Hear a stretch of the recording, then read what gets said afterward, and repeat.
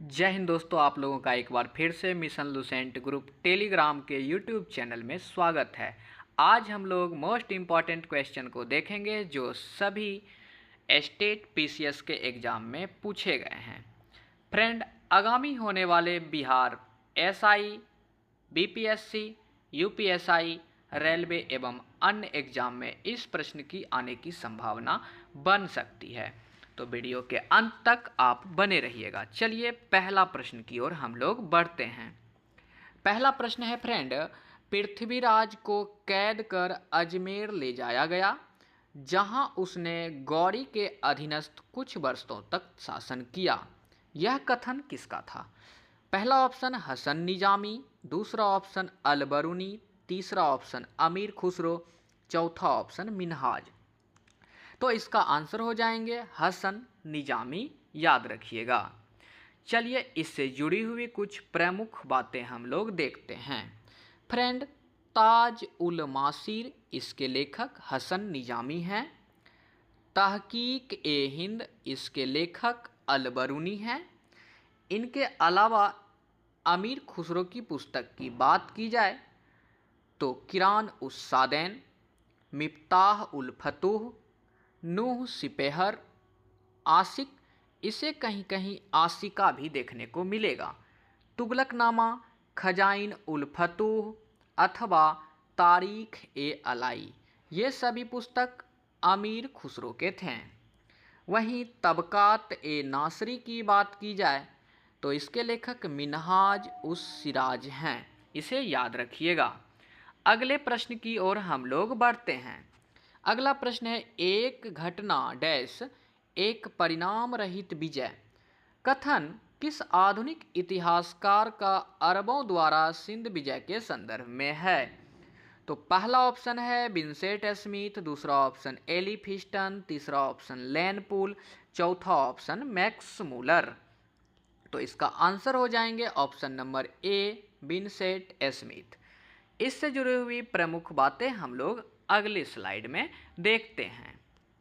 तो फ्रेंड, लैनपूल जो है अरबों के आक्रमण को भारत एवं इस्लाम के इतिहास में एक छेपक मात्र, एक उपकथा तथा एक परिणाम शून्य विजय कहा है।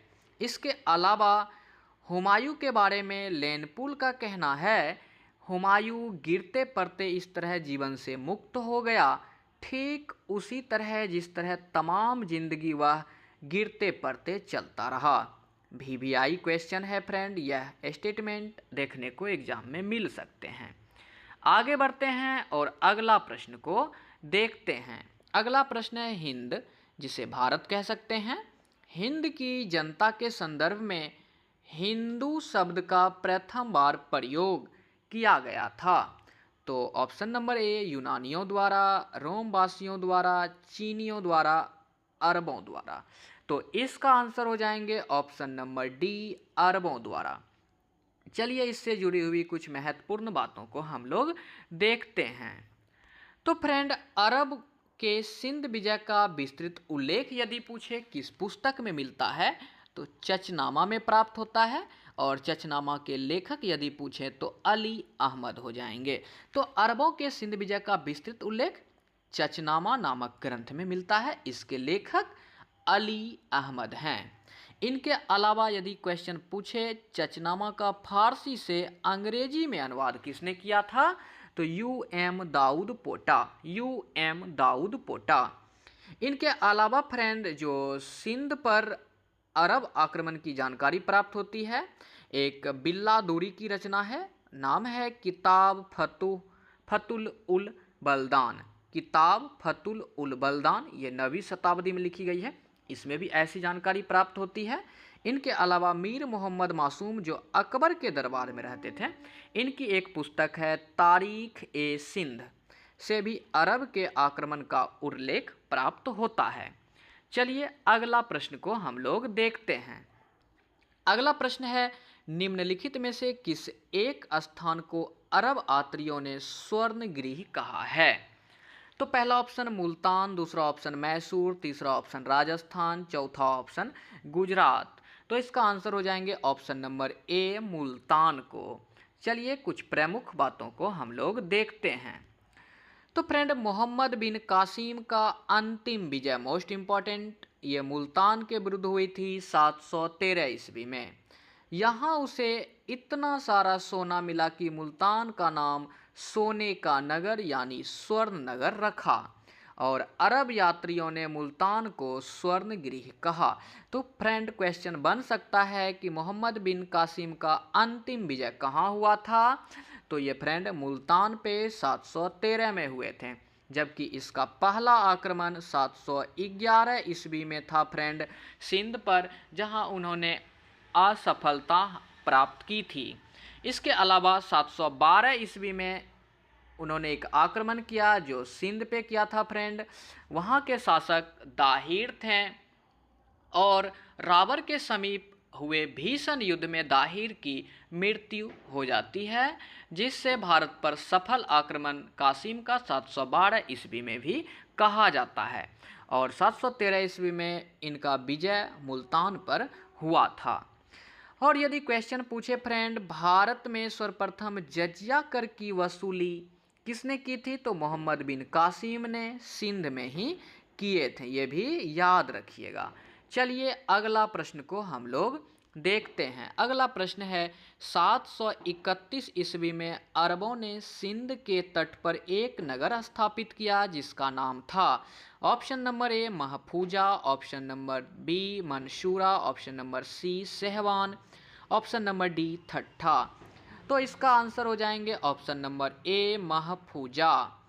यदि पहला पूछे तो महफूजा, दूसरा नगर पूछे फ्रेंड तो याद रखिएगा मंसूरा को, दूसरा पूछे तो मंसूरा को। चलिए इससे जुड़ी हुई कुछ प्रमुख बातों को हम लोग देखते हैं। तो 731 ईस्वी में अरबों ने सिंध नदी के तट पर पहला नगर महफूजा, उसके बाद दूसरा नगर मंसूरा स्थापित किया। मंसूरा नगर सिंध में अरबों की राजधानी थी। मोस्ट इम्पॉर्टेंट, जो मंसूरा नगर है ये सिंध में अरबों की राजधानी रही थी, और ये दोनों नगर किस नदी के तट पर स्थापित किए गए थे? तो सिंधु नदी के तट पर। इसके अलावा अरबवासी जो है, मतलब अरबों ने सिंध में ऊंट पालन एवं खजूर की खेती का प्रचलन किया था। अरबों ने दिरहम नामक सिक्के का प्रचलन सिंध में करवाया। अरबों ने चिकित्सा, दर्शन शास्त्र, नक्षत्र विज्ञान, गणित और शासन प्रबंध की शिक्षा भारतीय से ग्रहण की है। नेक्स्ट देखते हैं। नेक्स्ट प्रश्न, प्रश्न संख्या 6, किस राजपूत सरदार ने खानवा के युद्ध में राणा सांगा के घायल हो जाने के बाद उनका राज्य चिन्ह धारण करके युद्ध जारी रखा? पहला ऑप्शन जयमल, दूसरा ऑप्शन झाला अज्जा, तीसरा ऑप्शन राम सहाय तंवर, चौथा ऑप्शन दुर्गादास। इसका आंसर आप लोग कमेंट बॉक्स में कमेंट करेंगे। आशा है कि आप लोग सही आंसर करेंगे। चलिए रैपिड फायर के रूप में हम लोग जल्दी से 5-6 प्रश्न का रिवीजन कर लेते हैं। पहला प्रश्न को हम लोग देखते हैं। पहला प्रश्न है, पृथ्वीराज को कैद कर अजमेर ले गया, जहां उन्होंने गौरी के अधीनस्थ कुछ वर्ष तक शासन किया। यह कथन किसका था? तो हसन निजामी के थे।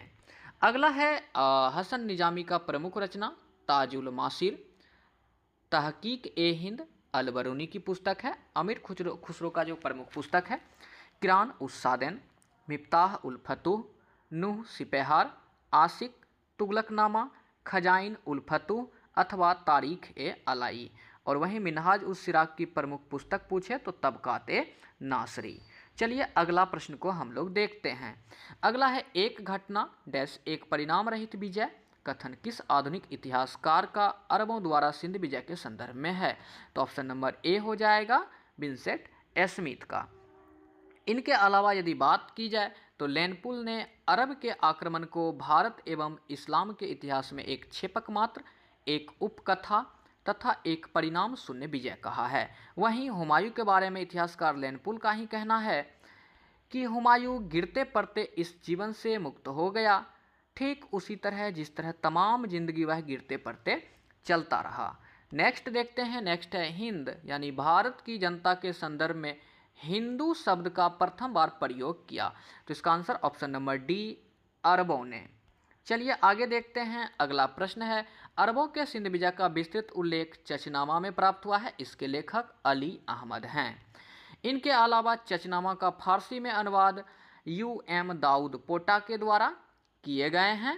और इनके अलावा यदि बात की जाए बिल्लादूरी की रचना किताबुल फतुल अल बलदान, ये 9वीं सदी में लिखे गए हैं। तो इसमें भी सिंध पर अरब आक्रमण की जानकारी प्राप्त हुई है।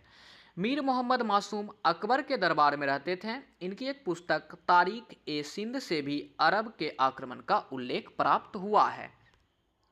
चलिए नेक्स्ट देखते हैं हम लोग। नेक्स्ट है, निम्नलिखित में से किस एक स्थान को अरब यात्रियों ने स्वर्णगिरी कहा है? तो ऑप्शन नंबर ए, मुल्तान को इन्होंने स्वर्णगिरी कहा है। वहीं मोहम्मद मीर कासिम की अंतिम विजय मुल्तान पर हुई थी 713 ईस्वी में। याद रखिएगा, यहीं पे इसे ढेर सारा सोना की प्राप्ति हुई थी, जिससे इन्होंने मुल्तान को स्वर्ण नगर कहा और अरब यात्रियों ने इसे स्वर्णगिरी के नाम से पुकारा। भारत में सर्वप्रथम जजिया कर की वसूली मोहम्मद बिन कासिम ने किया था, वो भी सिंध पर। और सफल आक्रमण पूछे तो 712 ईस्वी में, और पहला आक्रमण 711 ईस्वी में जो इनका असफल रहा था। इनके अलावा अगला प्रश्न है, 731 ईस्वी में अरब ने सिंधु नदी के तट पर एक नगर स्थापित किया, जिसका नाम था, तो पहला नगर था महफूजा, दूसरा नगर मंसूरा। तो ऑप्शन नंबर ए इसका आंसर याद रखिएगा। अगला बात देखते हैं, अगला पॉइंट को। 731 ईस्वी में अरब ने सिंधु नदी के तट पर पहला नगर महफूजा और दूसरा नगर मंसूरा स्थापित किया था, जिसमें मंसूरा नगर सिंध में अरब की राजधानी बनी थी। अरबों ने सिंध में ऊंट पालन, खजूर की खेती का प्रचलन किया था। अरबों ने दिरहम नामक सिक्के का प्रचलन सिंध में करवाया था। अरबवासी चिकित्सा, दर्शन शास्त्र, नक्षत्र विज्ञान, गणित और शासन प्रबंध की शिक्षा भारतीयों से ग्रहण की थी।